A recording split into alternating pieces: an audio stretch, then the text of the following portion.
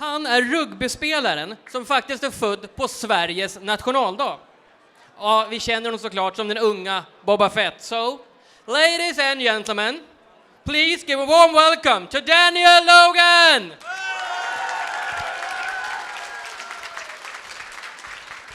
Hello everybody, how are you doing? Good? Welcome to Scifiworld. As you all know, I'm Daniel Logan. I played the young Boba Fett many, many moons ago in a galaxy far, far, far away. I'm grateful to be back in Sweden. I'm grateful to see each and every one of you. Thank you for coming out and being part of the convention and supporting not only Scifiworld, me, Christopher Lloyd, but also your own community. Because without you guys, Scifiworld wouldn't exist, and we wouldn't be able to bring celebrities or people from films or TV shows to see you guys without you and Scifiworld. So I just want to say before I talk, thank you very much to each and every one of you guys. Thank you. That was an applause. Yeah, you mentioned that you played a character many moons ago. Yeah. And let's start with a question regarding that character, because I heard that George Lucas allowed you to go give your own interpretation of the young Boba. Was that easy or hard for you? Well, it was a bit of both. I grew up in New Zealand, where my mom was raising 6 kids by herself. So to be a little boy who didn't have very much opportunity, to then being able to be part of something like Star Wars was incredible. George Lucas, when he allowed me to become Boba Fett, I had never seen Star Wars. So when he told me I was going to get to play this character Boba Fett, my answer was, well, what kind of Jedi is he? Not knowing that he is not a Jedi and he's a bounty hunter. So they show me this book, after I say this, of who Boba Fett is. And I see him with this amazing armor, this helmet and jetpack. And I remember the first time they interviewed me, I go, wow, I get a helmet, I get a jetpack, and I get blasters. And the guy's behind the camera filming me, and he's like, actually, he's like, But in his mind, he's like, no, you idiot. You're little Boba for now. So I get on set, and at this point in time, Boba Fett had to be recreated because everyone knew who he was from the originals, but there was only so much film time that was given to the fans that the fans ended up basically making their own backstories. And that's how Boba Fett blew up. When I came into the world, George Lucas said to me, well, Daniel, you're going to be a little boy, and your father and you are going to be like the bad guys, and yeah, you guys are gonna go around the galaxy and da-da-da. So I'm like, oh, wow, getting even better, right? Well, if you see me at my table, I don't stop smiling. But as an actor, you have to learn how to act. So I make a joke and I say, I brought Boba Fett to life by being hungry all the time. And Boba Fett is just my angry, hungry look that when I haven't been fed in a couple of hours, I'm like... And it always worked. But I had the freedom to be able to play with a character that had already been created for you guys, but to bring him back in a whole new world. Growing up in New Zealand, I had never seen episode 1 before I actually auditioned for the film. So I had no clue of the backlash that had happened with Anakin Skywalker and the young Annie within the world of Star Wars. So when I came out, they had a lot of bodyguards for me in order for protection. But they didn't realize that I was this little scrappy kid from New Zealand, like, come on, put him up, where wanna go? Come on, put him up. So every time the fans would like make fun of me or tease me, I'm like, oh, you wanna fight? And they're like, no, Daniel, what you doing? Like, you're a long way from New Zealand now. You're a part of a Star Wars, you can't be doing that. So I had another response to the world of Star Wars than poor Jake Lloyd, Anakin Skywalker did. But a little bit more about me. I grew up in Star Wars, and I was 13 years old. So when I auditioned for the role of Star Wars, I auditioned out of 4,000 children worldwide. And you got to remember, I came from a country like Sweden. So small on the map, people don't even know which part of the world you're in. You're like, is that Australia? No? Oh, near England? No? You know, same kind of thing, right? So I basically didn't really think I was going to get the role. And also, because my agent was the one who got me the role, this was the phone call. Hello? Oh my, Daniel, you don't know, Daniel, you're not going to believe this. Oh my God, Daniel, you're not going to believe this. Hello? Daniel, no. I'm like, what is it? What is it? It's my agent. She's like, Daniel, I got you an audition. Meanwhile, she got me like 7 auditions that week. So I'm like, what is this? So she's like, I'm like, okay, well, send me the script and I'll probably get the role like I do with everything else. So just send it to me. She's like, no, Daniel, you don't understand. You're not gonna get this role. So it gave me big confidence going in the audition, right? So I'm like, oh, fine, I guess there's only one way from bottom, it's up. So she tells me, Daniel, we're not planning on you getting this, but you don't understand. For the rest of your life, I'm gonna be able to sell you as the kid that auditioned to be the kid in Star Wars. So that was gonna be the highlight of my life. Just to be able to tell people I auditioned to be whoever the little kid we didn't know was gonna be in it, to be that guy, right? So 3 months later, my brother and we are playing, 2 months, we playing PlayStation, Grand Theft Auto. Very bad, very good, very bad game. Yes, very Boba-ish. So we're playing it, and my brother got sick and tired of me not doing any of the missions and just going around and stealing the cars and doing all the stupid stuff like I usually do. He turns to me and goes, hey, you got Star Wars. Could you imagine as a little boy? The only thing I thought was chuck the controller and be like, what'd you say? Well, at this point in time, I wasn't allowed to be told that I was in Star Wars. They actually didn't tell me for another month and a half. So I went to run out of the room like, I got it! And as I did, my brother's like, get back here! And he's bigger and stronger than me. He always beat me, so I had to listen to him, right? So I'm like, what is it? He's like, you're not allowed to be told. So you can't tell anybody. And I'm like, what do you mean I can't be told? Well, how am I meant to film a film if I don't even know I'm going to be in the film? Or when, you know? So it was a very confusing part. So he says, buddy, they're worried you have a big mouth and will tell the secret of Star Wars. I'm like, me? Have a big mouth? What? As you can see, I don't stop talking, right? So they figured they better keep it safe for another month just so I get the idea of this is a big top secret film. So I went to school for this whole time, right? A year went by. I went to school. I knew I'd filmed this huge blockbuster movie. There was this girl at my school I fell in love with. I thought maybe that was the best way to get me to have some sort of chance of being on a date with her. But I wasn't allowed to tell anyone. So she broke up with me. Star Wars came out. I became the coolest kid in my school. And she wanted to go back out with me. I didn't take her back, kids. Don't take him back. Okay, I still think about her every day.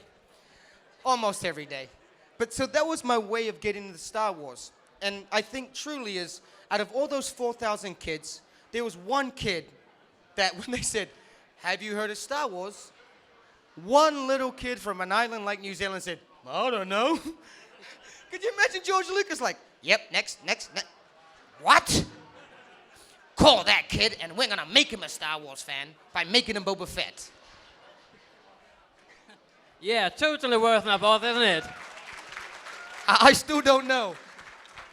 Well, I got another funny story.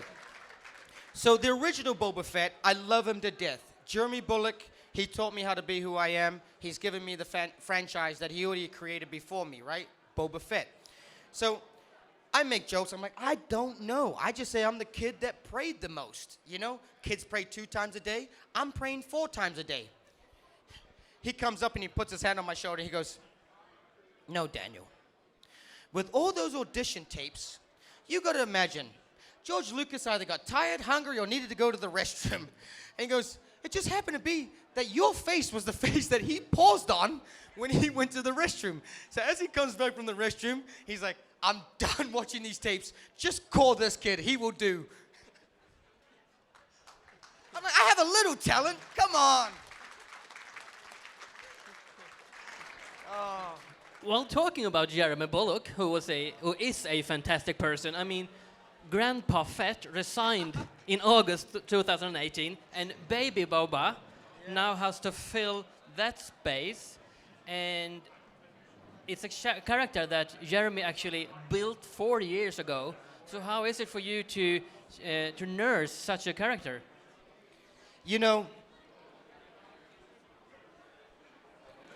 when you're part of a franchise or a film, you usually build the franchise or the film. It's never ever built for you. So to be able to come and be a part of Star Wars with a character that had already established himself with an enormous fan base that literally kept this character alive, I had no understanding of it. Until the very first convention I went to was Celebration 2. I had 8 bodyguards all around me. You couldn't see me, you couldn't touch me, you couldn't even walk near me. And people would run across the street. Meanwhile, cars are going by like, beep, beep, beep, beep, beep. And they're like, Daniel, whoa, whoa, Daniel. And I'm like, running down the street away from fans. And now I'm running towards you guys, you know? I'm like, whoa, are they going to kill me? And now I'm like, I'm going to kill you, you know? Like, with my positivity. But Jeremy Bulloch, when I got on the convention circuit, he was the one who showed me out of the other actors, and I'm not going to talk negative on anybody, but Jeremy Bulloch, if you'd ever met him, you would see he was different to everybody else on the convention circuit. He stared you in your eyes. He actually took time to listen to your stories. He was so passionate about his own character that he would bring it back to life by telling you stupid stories like, oh, when I was on set and I was meant to put Captain Solo in the cargo hold, I said, put Captain Cargo in the solo hold, you know? And as a fan, you're coming up and you're like, you expect just a, you know? And then when you get someone who's like, hey, let me tell you a story while you're here, it changes the whole dynamic of just an autograph signing back to a meet and greet with some of your famous or favorite actors and people that have worked on things that you admire. So from then, I realized I have to be like Boba, which I already am. So when me and Jeremy were sitting at convention, we're like, hey, how you doing? Good, having a good day? Nice to meet you. Then you have the 2 Darth Vaders. It was perfect casting, you know what I mean? You literally have 2 people like that played Boba, you have 2 people like that played Anakin. I want to see the next Darth Maul come to character. The baby Maul. Yeah, baby Maul, you know? If they're going to make a baby anything, they're going to make a baby Maul, you know? I mean, they made a baby Yoda. No, they didn't. You haven't seen it yet. Or have you? I think although it doesn't air in Sweden, most of the people in this room have seen it. That's one of truly, as a fan of Star Wars, I think it's sad. I hope they're not listening to me right now, but I think everybody should have the availability to see Star Wars at the same time. You shouldn't be sitting there listening to people from America going, oh, well, they just gave this away. And then next minute, a couple months later, England gets in like, oh, wow, they gave that away. By the time you see it here in Sweden, you're like, I might have just watched it on a fake version or something like that, you know? So I think we need to really learn how to cater to everybody. Everybody should be given Star Wars at the same time because we all have the same passion for it.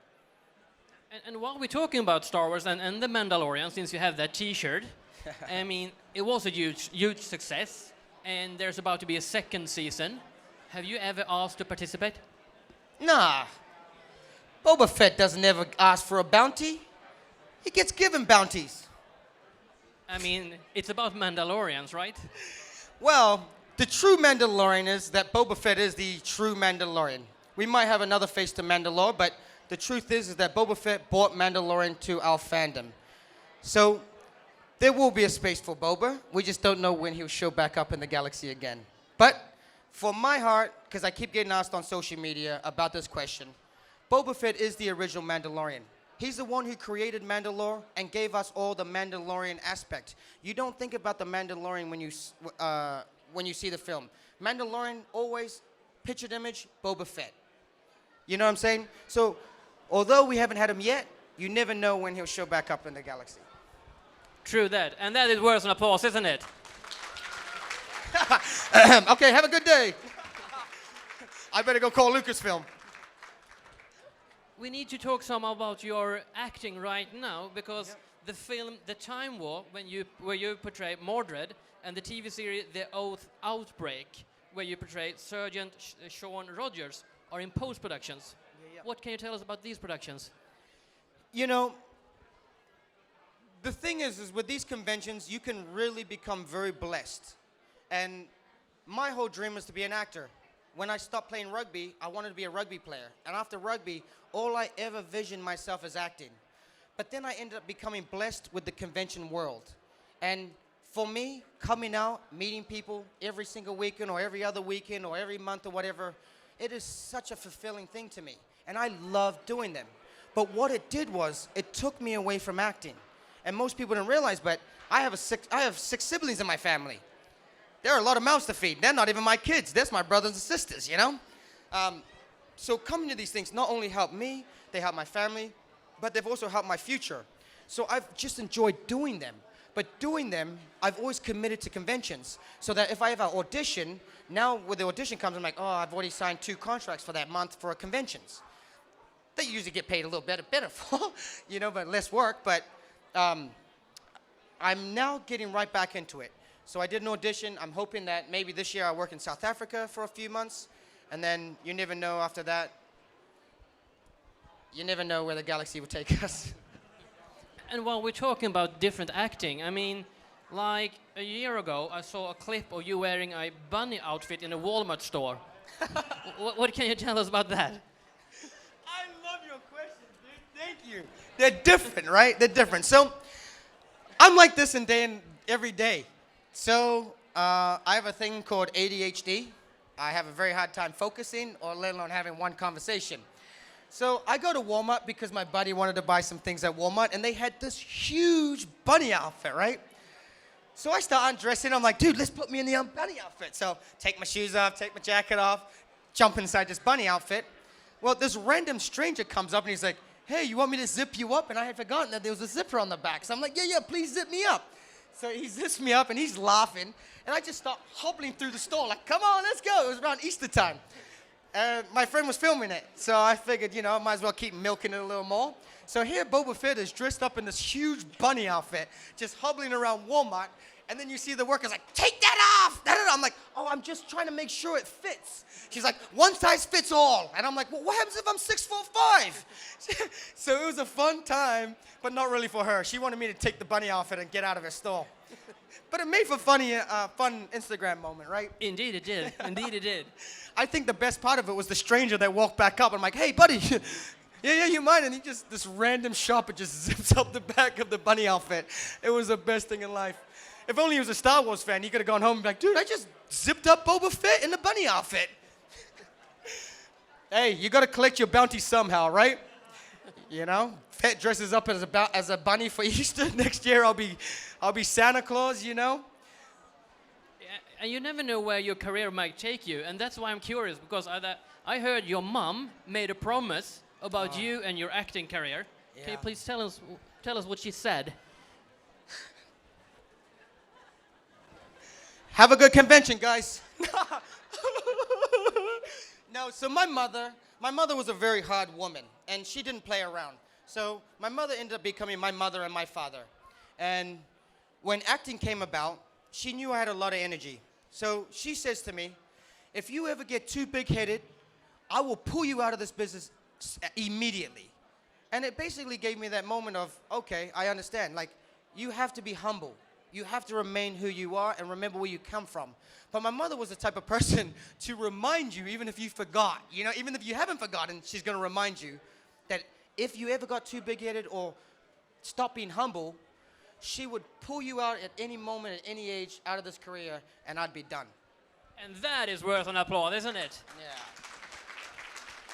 So she's beaten me a few times, and I'm still acting. I know we're kind of running out of time, but we have one special question from the audience. Ah, yes. So this guy, he's been waiting. This guy's been waiting. He's got a plane to catch, train to catch. Train catch? Plane. Plane You said catch? you had the plane to catch. No, it's cool. It's Oh, a he plane. was just lying so you could get the No, video no. at the table. I'm like, you only got 10 minutes? Come to my Q&A. It'll be 2 minutes. It's a theater play. Airplane. I knew it. Okay. I told you he lied to me. So my question is, actors like Ahmed Best and Jake Lloyd was depressed, and as we found out about Ahmed Best case, was even suicidal of the hate of the fan community. What's your opinion about this? And did you also get hate like Ahmed and Jake? Did you understand the question? So his question was, for you guys who couldn't hear him or understand him, was that, what do I feel about the hatred of the fan base, which I kind of covered a little bit on the Darth Vaders and the Boba Fett. So Anakin Skywalker, who Jake Lloyd played him, actually had a really hard time coming out of the gate of Star Wars. He had people out front of his house with death threats, camping outside of his house, people sending him letters saying that he's ruined his favorite film. And I had no clue about any of that when I came into the movie, because I had never seen Star Wars before. When I came in, you have to understand that you've just come from the originals to now recreating prequels. These people grew up so many more years before the prequels had come into the world with passion, backstories, you know, their own images and visions of what the characters and what things should be like.